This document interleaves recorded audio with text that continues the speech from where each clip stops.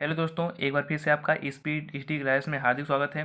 दोस्तों, आज की वीडियो बहुत ही मज़ेदार होने रही है, क्योंकि अगर आप लोग यूपी बोर्ड एग्जाम 2024 की तैयारी कर रहे हो तो आपके लिए ये वीडियो बहुत ही शानदार है। क्योंकि भैया हम बता दें कि हम दो ऐसे इंपॉर्टेंट क्वेश्चन को लेके आए हैं जिसको देखने के बाद अगर आप लोग मैथ की तैयारी कर रहे हो तो उसमें एकदम कह सकते हो कि बहुत ही खासम खास आपकी तैयारी में जुड़ जाएंगे दो बहुत ही महत्वपूर्ण प्रश्न जो इस बार आपको देखने को मिल सकते हैं। क्योंकि ये क्वेश्चन था आपका 2016, 18, 20, 22, 23। कितने इंपॉर्टेंट क्वेश्चन है आप समझ सकते हो खुद ही, क्योंकि 16, 18, 20, 22 के इतना महत्वपूर्ण यानी 5-6 साल लगातार जो क्वेश्चन पूछा गया है वो कितना महत्वपूर्ण हो सकता है आप लोग समझ सकते हो।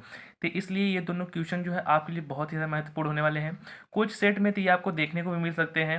तो इसलिए अगर आप लोग चाहते हो बोर्ड एग्जाम में अच्छा स्कोर करना है तो इस क्वेश्चन को देख के जाइए और अपने 6 से 8 नंबर पक्के कर लीजिए। क्योंकि भैया हम बता दें कि ये जो क्वेश्चन है आपको लॉन्ग में देखने को मिलेगा, ठीक है। और लॉन्ग आपको पता होगा कि लॉन्ग जो क्वेश्चन होता है वो 6 नंबर का आता है। तो इसलिए मेरे भाई मेरा आपसे यही निवेदन है कि अगर आप लोग वीडियो पर आए हो तो अपने 6 नंबर लेके ही जाओ, ठीक है। वीडियो को बिना मिस किए हुए सवाल को पूरा समझ लीजिए। अगर सवाल को समझ नहीं आ रहा है तो दोस्तों एक बार वीडियो को फिर से देखिए, ताकि आप लोग क्लियरिटी के लिए आपके जो सवाल हैं बिल्कुल क्लियर हो जाए, ठीक है भैया। तो आइए स्टार्ट करते हैं आपका पहला क्वेश्चन। जैसा कि आप लोग देख सकते हो कि दिया है कि यक्स वाई में एक ऐसा संबंध ज्ञात कीजिए कि बिंदु यक्स कामा वाई बिंदुओं 3, 6 और -3, 4 से समदूरस्थ हों, ठीक है। समदूरस्थ हों, पहले उसकी कंडीशन जाननी पड़ेगी। तो मेरे भाई हम बताए थे अभी इससे पहले कि अगर आप लोग किसी भी प्रश्नावली को स्टार्ट कर रहे हो तो सबसे पहले उसके बेसिक चीज़ों को जानो। अगर आप लोग बेसिक चीज़ों को जान लेते हो तो आप किसी भी क्वेश्चन को आसानी से कर सकते हो। लेकिन अगर आप लोगों को फार्मूला ही नहीं पता है तो आप क्वेश्चन को आसानी से कर नहीं पाओगे।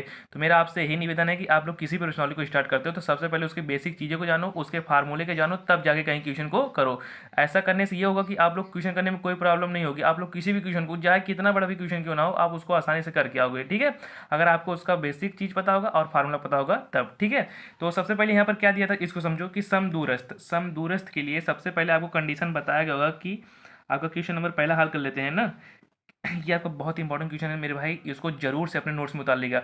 अगर आप लोग यूपी बोर्ड एग्जाम 2024 देने जा रहे हो तो ये आपके लिए बहुत ही ज़्यादा इंपॉर्टेंट क्वेश्चन होने वाला है, इसलिए आपको किसी भी कीमत पे इसको अपने नोट्स में उतारना ही है, ठीक है। तो सबसे पहले आप यहाँ जान लेंगे कि हम समदूरस्थ का फार्मूला, तो लिख देना कि हम जानते हैं, ठीक है। हम यहाँ पर लिख देना कि हम जानते हैं। भैया क्या जानते हो?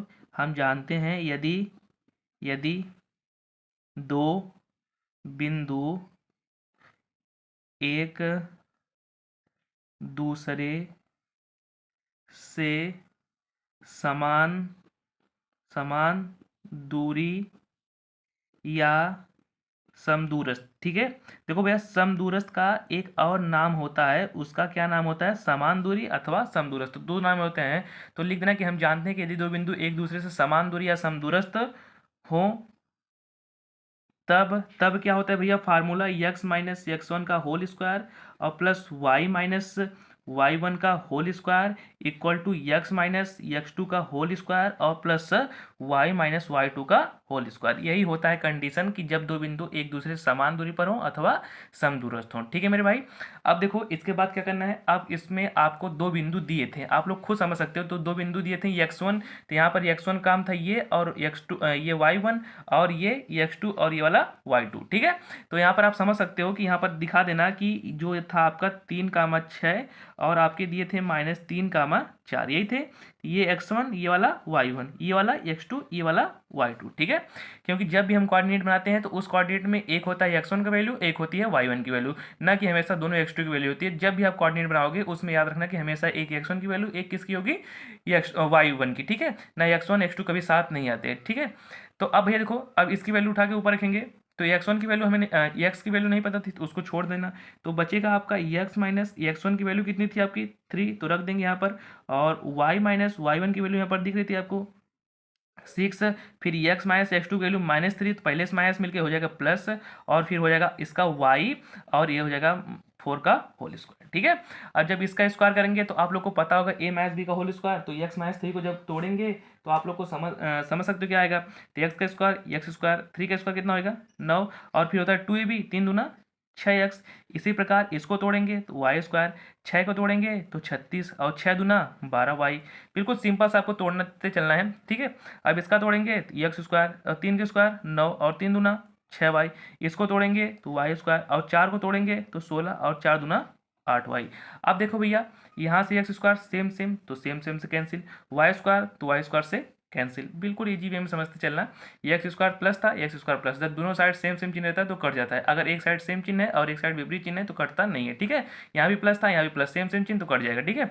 यहाँ पर 9 भी सेम का है, 9 भी का सेम का कैंसिल, लेकिन 6 का यहाँ पर माइनस है, लेकिन यहाँ पर कितना है प्लस, तो ये कटेगा नहीं। तो सबसे पहले हम क्या करते हैं भैया, यहाँ पर देखना है, यहाँ पर है आपका एक्स रहेगा, क्योंकि वाई वाला था तो यहाँ पर एक्स हो गए, ठीक है। यहाँ पर एक्स था। अब देखो एक्स वाला पहले एक्स की तरफ ले चलते हैं, तो यहाँ पर कितना था, इधर पहले देखते हैं क्या बचा, 6x और प्लस 36 और माइनस 12y, इधर का इतना बचा है। और इधर का देख लेते हैं, आपका जो बचा है 6 और प्लस का 16 और माइनस का कितना था 8y, ठीक है।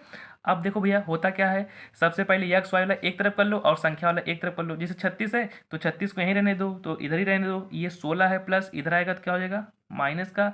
यहाँ पर कितना बचा, इधर देखो, इधर का है 6 और माइनस कितना बचा है 8y, ठीक है, यही ना बचा है। इधर कितना जाएगा माइनस है, ये माइनस इधर जाएगा तो हो जाएगा आपका प्लस, तो हो जाएगा 6 और एक्स, और ये माइनस 12 है, उधर जाएगा क्या हो जाएगा प्लस 12, ठीक है। कोई दिक्कत वाली बात नहीं होगी। अब ध्यान सुना दोस्तों, 36 है 16 है, तो 36 में से हमने 16 निकालना है, तो आपका बच जाएगा 20। यहाँ 6 में 6 जब मिला देंगे तो आपका हो जाएगा कितना 12, और 12 में से 8 जाएगा तो आपका बच जाएगा 4y, ठीक है। बिल्कुल सिंपल से कर सकते हो। आप चाहो तो यहाँ पे आप लोग क्या कर सकते हो कि 4 यहाँ से कॉमन कर सकते हो, तो जो आपका 4 कॉमन हो जाएगा तो बच जाएगा 3x और प्लस वाई इक्वल टू कितना, तो 20 है। जब इसकी डिवाइड कर देंगे इसमें तो हो जाएगा 3x plus Y equal to आपका बचेगा 5।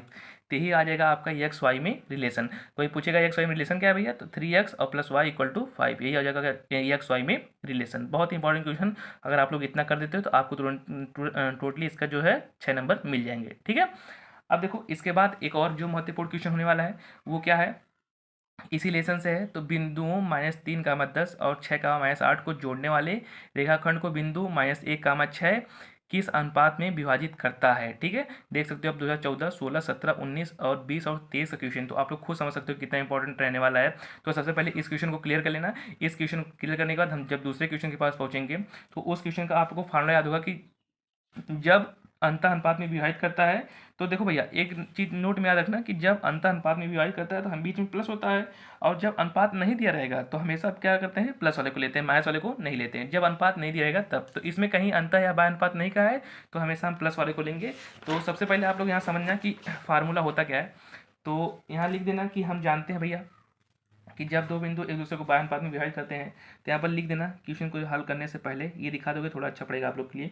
तो सबसे पहले मान लेना, माना ये जो आपका निर्देशांक दिया था -3, 10 और 6, आपका -8, ठीक है।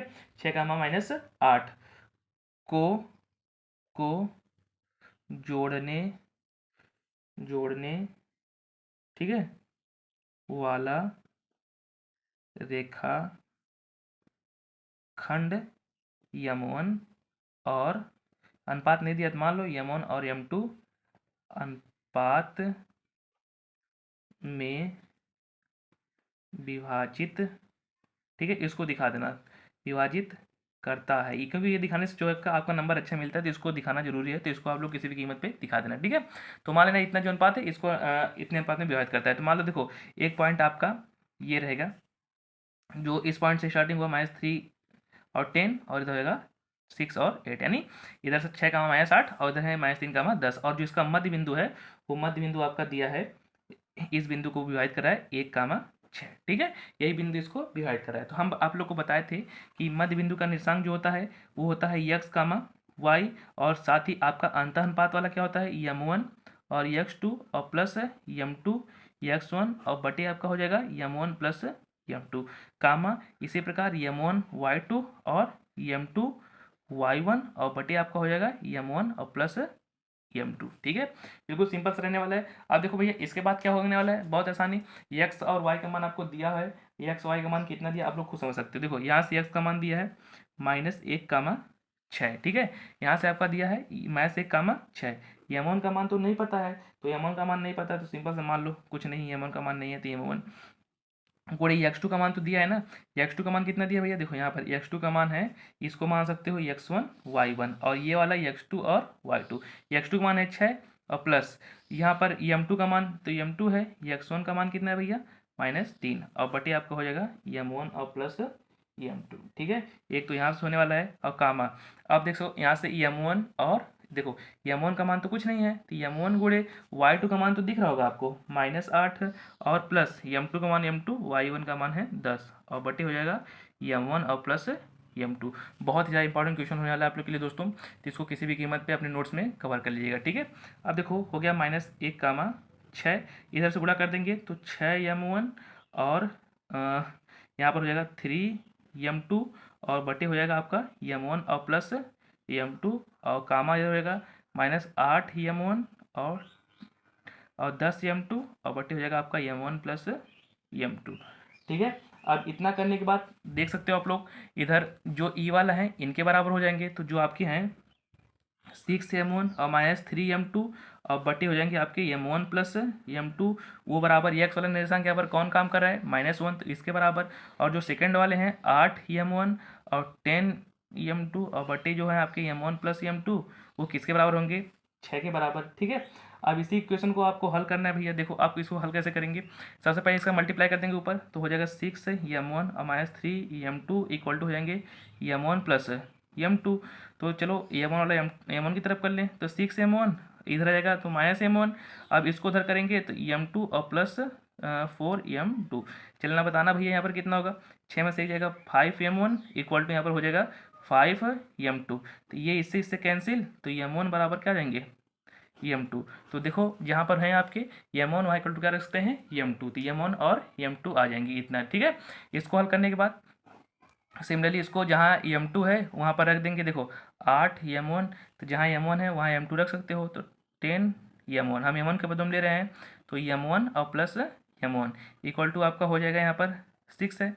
चलो बताओ भैया दे यहाँ पर कितना हो जाएगा 8m1 और कितना है 10m1, तो 8 और 10 में से निकाल देंगे, आपका बच जाएगा कितना, यहाँ पर हो जाएगा 2m1, और ये कितना है आपका m1 और m1 मिलकर 2m1, और 6 दूनी कितना हो जाएगा भैया आपका, कितना हो जाएगा 6 दूना 12, तो हो जाएगा 12m1। ठीक है, अब इसको काट देंगे तो 2 छक्का 12, यानी m1, देखो m1 इक्वल टू आ जाएगा इधर आपका 1/6, तो जो आपका अनुपात होगा भैया वो हो जाएगा 1:6 का। यही आपका क्या हो जाएगा बिल्कुल सिंपल सा आंसर। ठीक है, बिल्कुल इसी तरह का आपको इसको हल करना है। ठीक है, सबसे पहले क्या करना है, अनुपात वाला फार्मूला लगा देना है। अनुपात वाला फार्मूला लगाने के बाद जिसका मान दिया था उसका मान रख देंगे, हल करेंगे तो ये आपका जाएगा आंसर। ठीक है, तो सबसे पहले उसके ऊपर दिखा देगा। ठीक है दोस्तों, उम्मीद करते दोस्तों वीडियो पसंद आई हो, और वीडियो पसंद आई दोस्तों वीडियो को ज़्यादा से ज़्यादा शेयर कर देना, और वीडियो पहली बार आया दोस्तों वीडियो को लाइक कर देना और चैनल को सब्सक्राइब कर देना। इसी तरह का और वीडियो लाने के लिए चैनल को सब्सक्राइब कर देना, ताकि आप लोग इसी तरह का और वीडियो देख सके और एग्जाम्स पहले अपने सभी मोस्ट इंपॉर्टेंट क्वेश्चन को कवर कर सकें। ठीक है दोस्तों, मिलते हैं नेक्स्ट वीडियो में, तब तक के लिए आपका धन्यवाद।